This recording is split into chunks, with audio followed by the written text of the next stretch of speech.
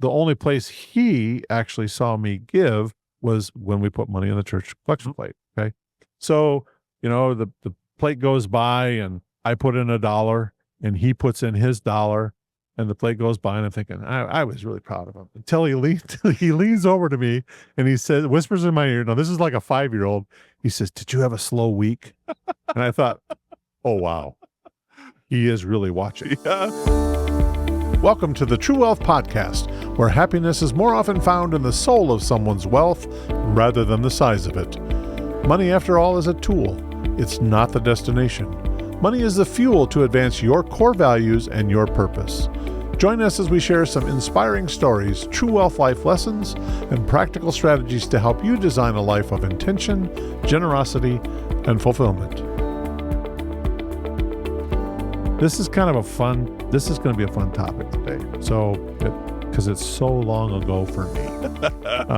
But we're going to really look at, so in the book True Wealth, for listeners and viewers that haven't shared that, there's two basic books that I've laid out, at least so far. First one is Head North, which really is more conceptual about the 9 principles of true wealth. It's everything my mom and dad taught me, or tried to teach me, I should say, or that I learned from them about true wealth.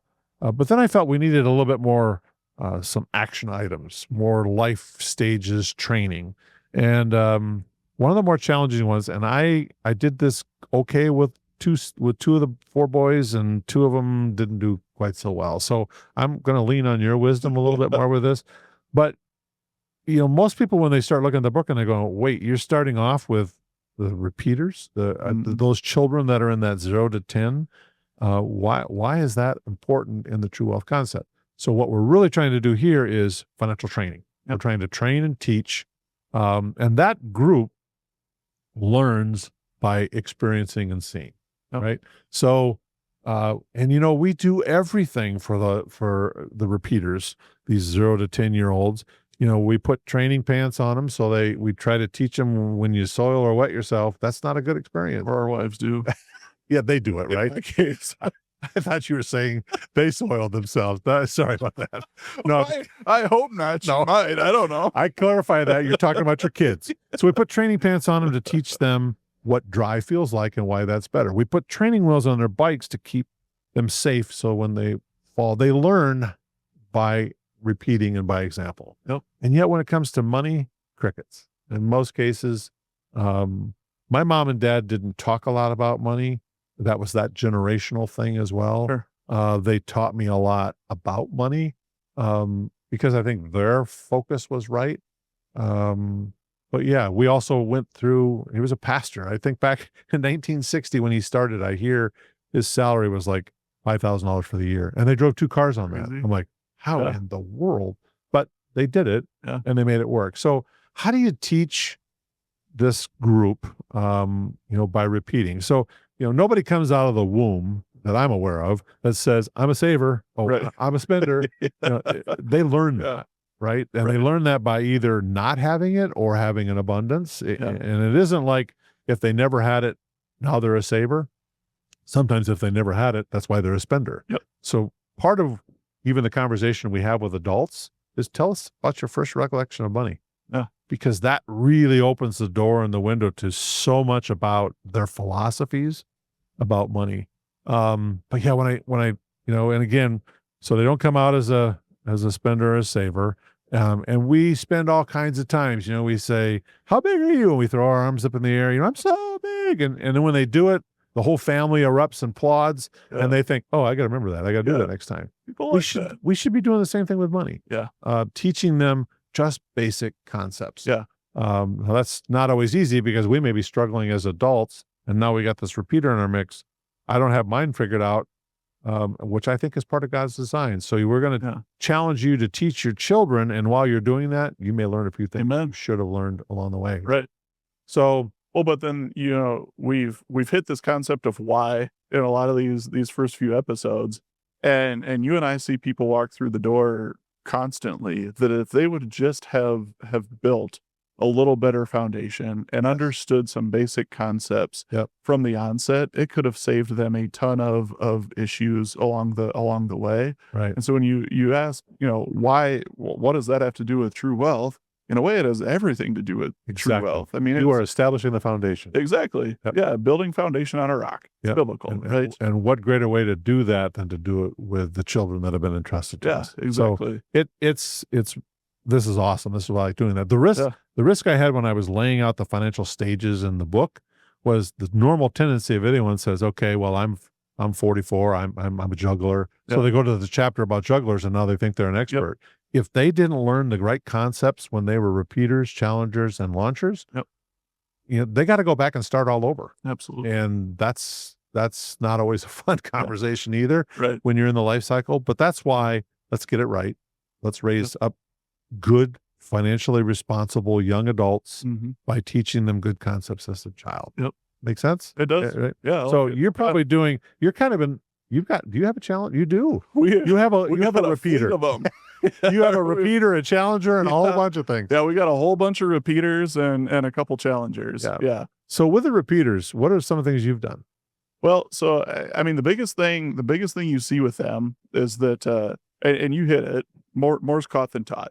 Yep. But they do what they see, and I think our culture these days is a total instant gratification society, and so that's probably the biggest thing I see is that they have a want and they want it now, and so how do you get them to look beyond that a little bit? Our daughter, I came home one day from work and she had this new stuffed animal, and I said, well, how'd you get that? You don't have any money. Yeah. She goes, well, mom bought it for me. And Stacy goes from the kitchen. She's like, she's paying me back. And I was like, oh, so you're in debt? She goes, well, no. Like, yeah, you are. Yeah. I said, you bought something that you didn't have the money for, and now you owe mom money. I said, how excited are you going to be when your birthday comes and your birthday money has to go to mom because you bought? She goes, oh, probably not that excited. So way to damper the new stuffed animal. Like, thanks, Dad. Good job. I just wanted to show you my stuffed animal. You're talking to me about debt. Yep. But it's like, but getting them to just process those concepts. And for us, I think the biggest thing has been just beating this idea of stewardship into their lives. That I think if from the onset they have an understanding that it's not theirs, they don't own it. That everything that they have, God has given them, and Stacy and I have to live that out too. Right. We have to set that example. And they are watching you for sure. Yeah, for sure. But we processed for years. How does that actually look? Because you can say it, and it doesn't necessarily land. You got to have a way to show them. And so one of the simple things we've done with our kids is just this idea of the jar system, right, where they have a give jar, they have a save jar, and they have a spend jar. Yeah. And so every dollar that they get, we help them divide the money between them.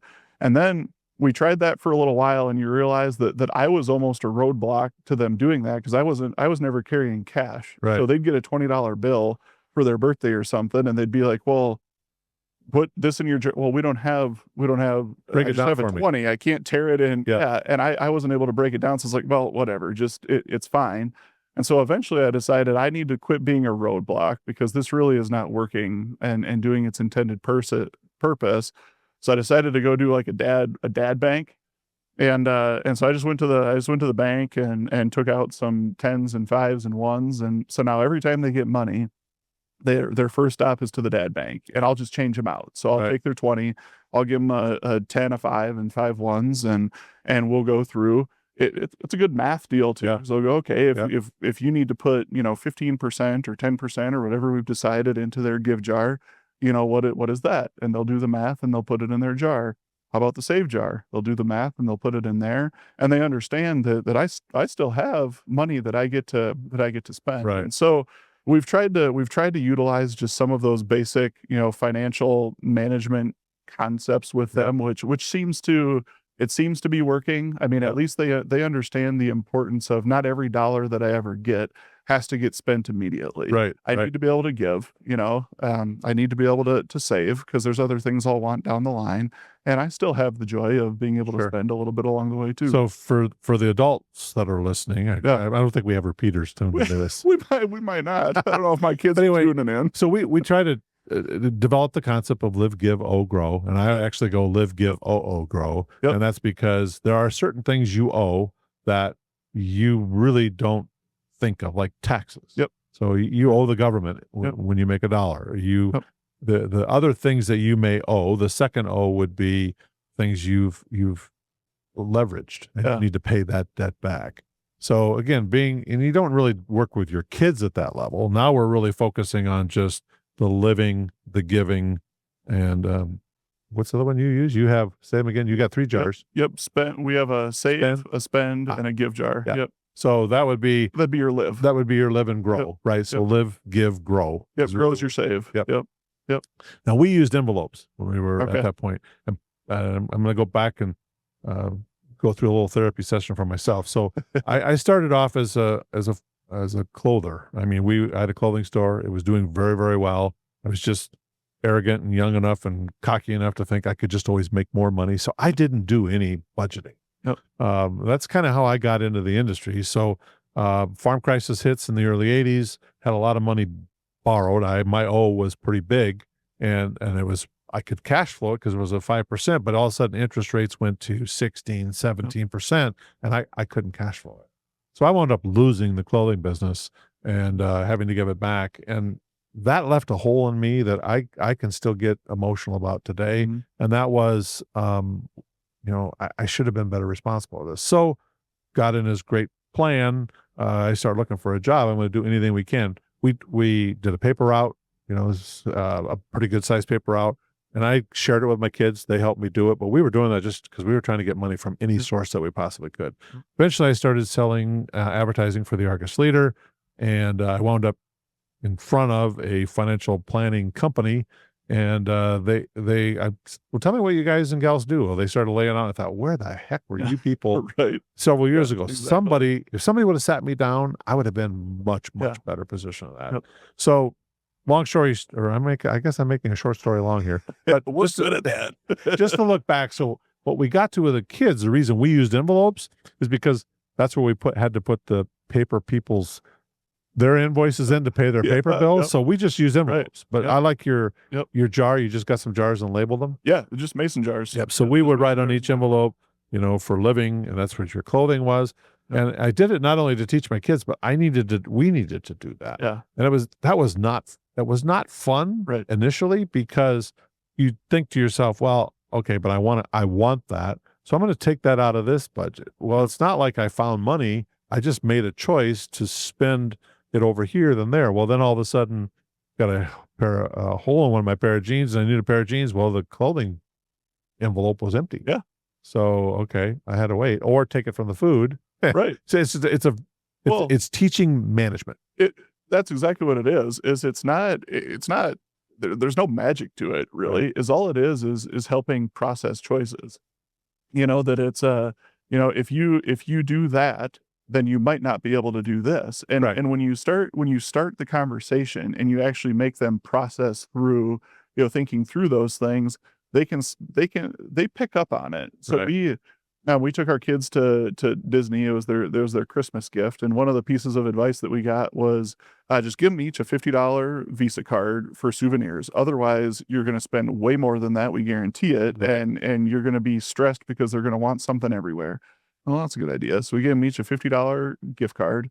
And sure enough, first store, they all come up and they're loaded with things that they want to buy. Well, one of $49.95. Exactly. One of our kids has this monster stuffed animal, and it's like that's exactly what it was. It's like that's $49.99. One, you don't have enough because let's talk about taxes. Right. I didn't go there, but I was like, you can get that. But I said that's all. Like you won't be able to do anything else the rest of the trip because that's your $50. Do things that just couldn't spend things.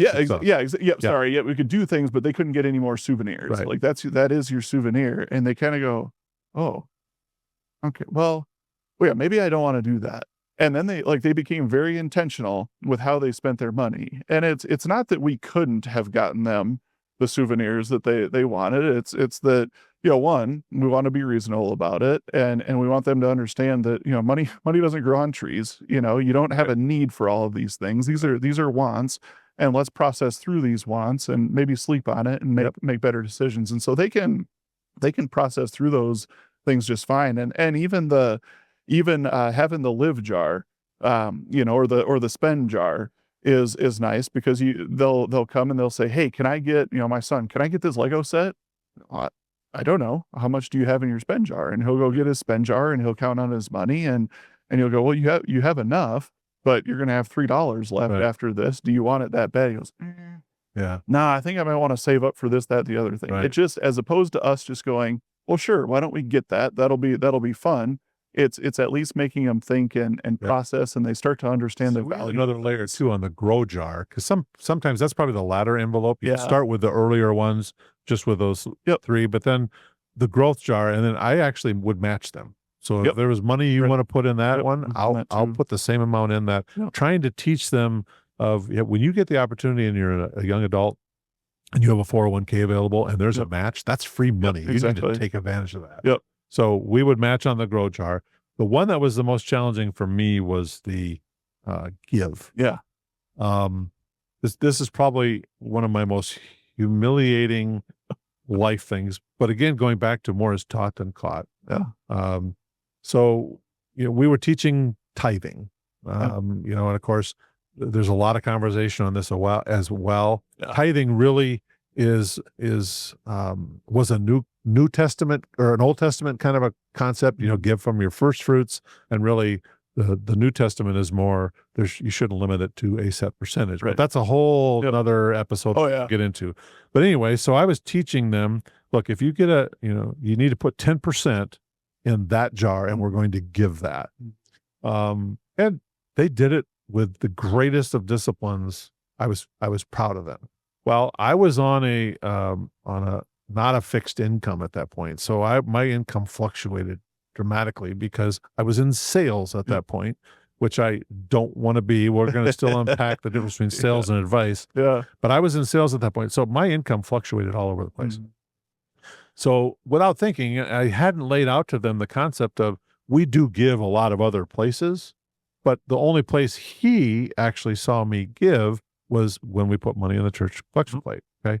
So, the plate goes by and I put in $1 and he puts in his $1 and the plate goes by, and I'm thinking, I was really proud of him until he leans over to me and he says, whispers in my ear. Now this is like a 5-year-old. He says, "Did you have a slow week?" And I thought, oh, wow, he is really watching. Yeah. So that was kind of a humbling thing. And then I had to have a whole nother conversation, which was great because now the communication line was open. Right. But it really drove home to me, they are watching. I had a similar one. We during COVID, like a lot of churches stopped passing plates, all those things. And I hit a point where it was like, I'm just going to set this all up online because you can do it everywhere. Right. And so I just set up automatic, contributions to these places online. Where normally, like Sunday morning, I'd get up and I'd write out a check. Sure. And oftentimes the kids would see it, because I'd write it just before we go to church or whatever. And almost the same thing. I set all this stuff up online. The very next Sunday, we're going to church, and Ben looks at me and he's like, "Do we not write that thing to church anymore?" We don't give it. I was like, "What? Oh, well, yeah, we do. I just set it up online." He's like, "Oh," it's like he almost didn't believe me. So, Right. "Oh, sure, Dad. Yeah, sure, Dad. I got to see you drop that. You're holding out on church." But we changed. I went back and I was like, you know what? If they're watching that close, then that's a cool thing for me to be able to model for them. Because that was probably, if I look at lessons that I took from my parents, we didn't have tons of money conversations growing up either. But the one thing I always witnessed was their generosity. Sure. I would say I learned sacrificial giving from my mom and dad. Yep. That we could have done a lot of other things as a family, but they chose to invest, in other ways, in helping the community and helping church and doing things like that. And we witnessed that. And so if my kids are going to witness those things, then I want to be intentional Yeah. about doing it in a way that can encourage them, in those ways as well. Which gets back to that trickery moment. When you try to teach a child, Yeah. you will find out that the student is really the teacher. Yeah. It's kind of that Mr. Miyagi kind of Yep. thing.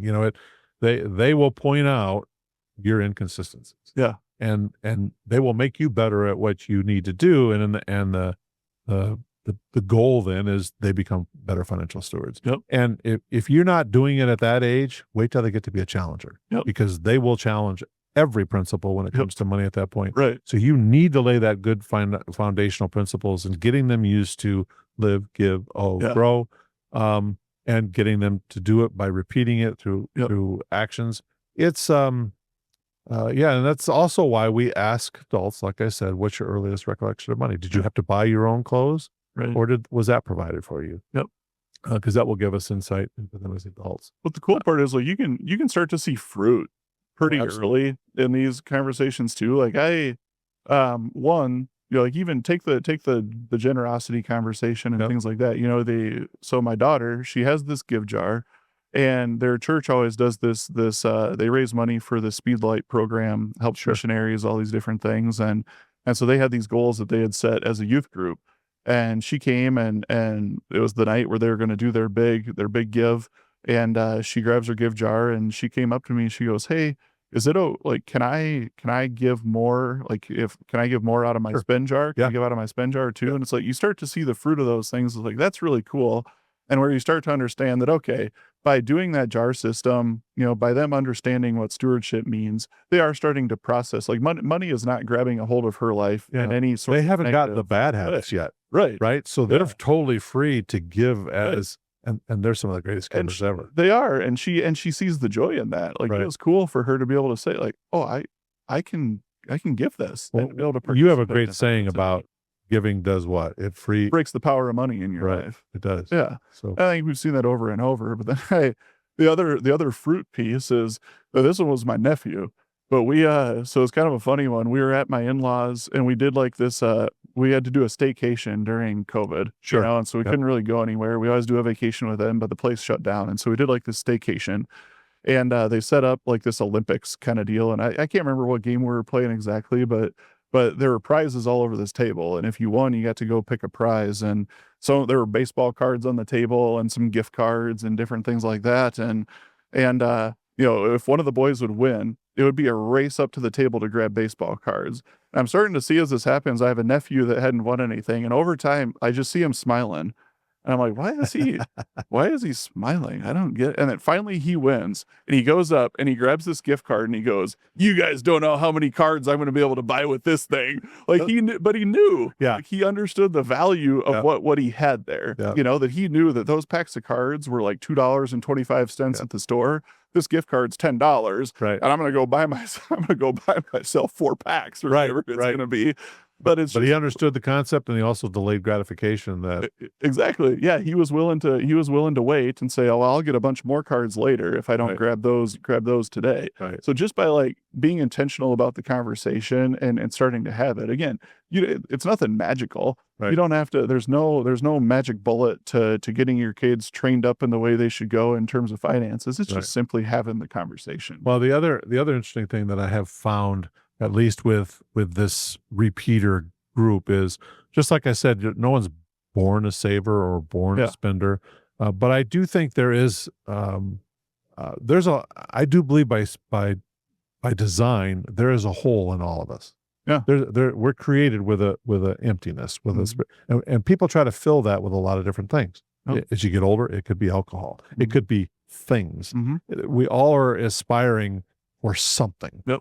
So we're trying to fill that hole. Well, the managing of money can also provides that. Now, I think there's a deeper spiritual reason why that hole exists, but for the podcast today, we won't go into that. But what we're trying to do is nurture their nature. I mean, you have certain kids. I got 4 boys, and my wife and I will joke about it, and I hate to admit it, which ones are which, but they're, and if they're listening, it's going to be kind of an interesting conversation later. But there are times we've joked and said either a gene fell asleep or woke up in this child versus this child because they did not get that from me. Yep. But they all are all similar, but they still have a different nature. And if you don't train that right, by the time they get to be teenagers, if they've just had an open checkbook, your challenges are going to be just that, challengers. So getting this right, I think, is incredibly important. Absolutely. Well, what are some other things that have happened? Well, I think just on that one, like it's this whole concept of they think they're owed something, that they deserve this. And so I think even like we get asked all the time, well, should we give our kids an allowance? And I think, I think there's value in helping them process through, what do we do around the house simply because you're a part of this family? Exactly. We clean our room, we make our bed, our clothes go in the dirty clothes, like all just the basics of we pick up after we're done with something. Right. We flush the darn So really, if toilet. you're going to give them a budget, and I agree totally with this, if you're going to give them an allowance, give it on things above and beyond, things that they should just be expected to do. Yep, exactly. Right? So if sweeping out the garage isn't one of your tasks, you could say, well, that may be the other child's, and you typically just went and did that above and beyond. Yep. I'm gonna reward that. Yeah. The thing you have to be a little bit careful with budgets and allowances for repeaters and challengers, as we'll get to. You don't want it to be a form of manipulation. Yep. I do this, therefore I get this. Exactly. It has to be, you're already going to get that. If you don't do it well, we're going to take it away, or don't do that. We'll find another form of punishment, because how you handle that can set other.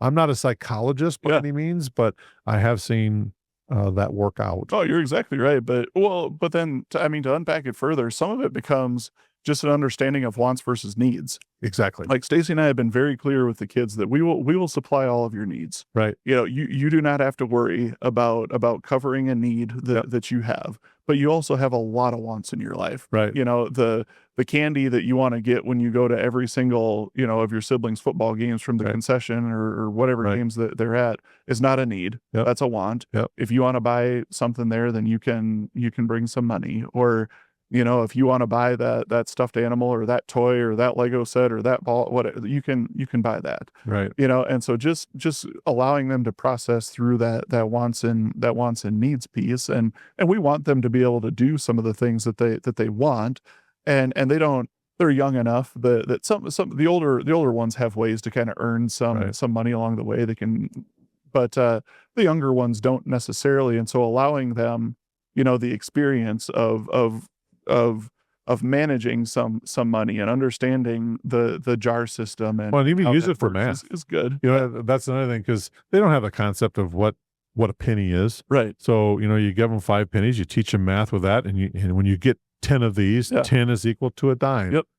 We did have a funny experience with that, because I had one of my parents or step parents, they would give the kids money occasionally, and what was really funny was when the one, and he's always been the Josher when it comes to money, he would say, "Grandpa, I like the silver ones too."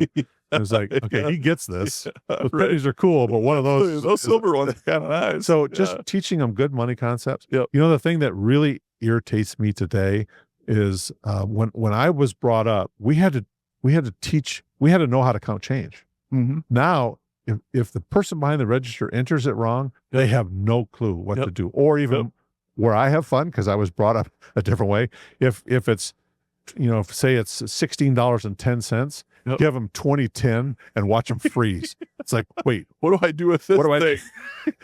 That is hilarious to me. We were taught if something was, 1610 and they gave you a 20, you counted it back. Yep. You would go 20 plus 5 is 25 plus 3/4 is 17, 18, 19, 20. Right. Now they plug it in, and they let and I think we're missing some of that. Now, For sure. Again, I'm showing my age. I'm really old school. Well, but that too, though. So you go from the parenting perspective. I remember my sister. So my mom growing up, she said my sister wanted something, and my mom said, "No, we can't afford that," or something like that. And she goes, "Well, just put it on that plastic thing. Then you don't have to pay for it." Yeah. They don't process through that plastic thing. Oh man, we can share horror stories with that, because my one son, when we were going through the tougher time financially. This is the same one who said, did you have a bad week? Yeah. He wanted something. And I said, we don't have the money for it. And he said, well, go to the grocery store. And I was like, go to the grocery store? Well, early on, my wife and I were on a budgeting process, where we each carried a small envelope. We wrote down everything we spent. Yeah. I learned really early on in life, I never ran out of money, but I always had a lot of month left, because I simply didn't make it go far enough. Well, we found out that two really great lessons. I can't go into Best Buy alone. She doesn't like to go into Best Buy, which is not good, but that's my spending nemesis. But I also found out we don't eat everything that we supposedly spent at the grocery store, because that's where she would get change and then use it the other. But he saw that and thought, just go to the grocery store because they give you money outright and free. So they're watching. Yep. Teach them. No better time. You cannot start early enough. Right.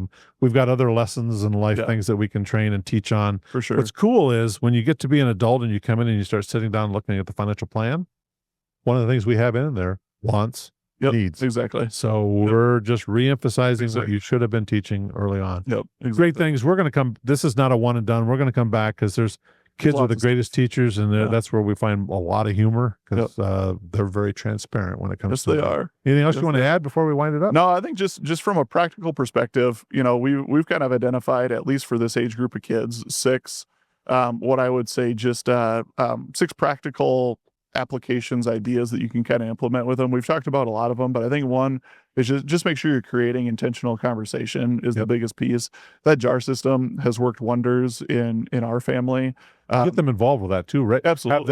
Have them get their own jars and decorate them the way they want. Exactly. Yep. That's huge. They love it. Yep. Having the parent bank available just so that you can actually, not be a hurdle. I have to have cash that I keep available for them and don't spend. Exactly. Ooh, okay. Exactly. But then even outline the family responsibilities versus what do you get an allowance for. Start talking to them about goals, short term, long term. They can process those things, and you'd be interested. It's kind of interesting what they actually do process in that way. And then honestly, I would say, like you've referenced it a couple times, but a shameless plug for your book. I mean, if you're looking for a simple place to start, this honestly is a great resource in terms of just understanding, what does this even mean? How do I as a parent help, but then also like how do I myself begin to process through these different and to be stages? clear, you literally could write a book just on that subject. For sure. So this is not in depth there. It's high entry level things to just start implementing that can be simple. And then when you get that mastered, come back. We'll give you some more things to dig a little deeper. Well, hey, thanks everyone for joining us today on this episode of the True Wealth Podcast. If you enjoyed this conversation and you want to continue more, we'd love for you to just hit the subscribe button, share it with a friend so you can reach out to, so that we can reach out to more people who are interested in experiencing a life confidently enjoyed. Feel free to share your thoughts, and if you have specific questions, as always, send them to info@pinnaclewealth.com. If you do subscribe, you could become a non-financial sponsor of the day. Today's show is brought to you by Ed. Just so you know. Yeah. Ed is the sponsor. Thanks, Ed. Always thanks, Ed. So if you want to be a sponsor, just hit subscribe and we'll give you a shout out, because the pinnacle of wealth is true wealth. Thanks for listening, everyone. We'll be back soon. The opinions voiced in today's True Wealth Podcast with Kevin Ingvers, Nik Aamlid, and Ryan Ovenden are for general information only and are not intended to provide specific advice or recommendation by any individual. Past performance is no guarantee of future results. All indices are unmanaged and may not be invested into directly. Investing involves risk, including possible loss of principal. No strategy assures success or protects against loss. To determine what may be appropriate for you, consult with your attorney, accountant, financial, or tax advisor prior to investing.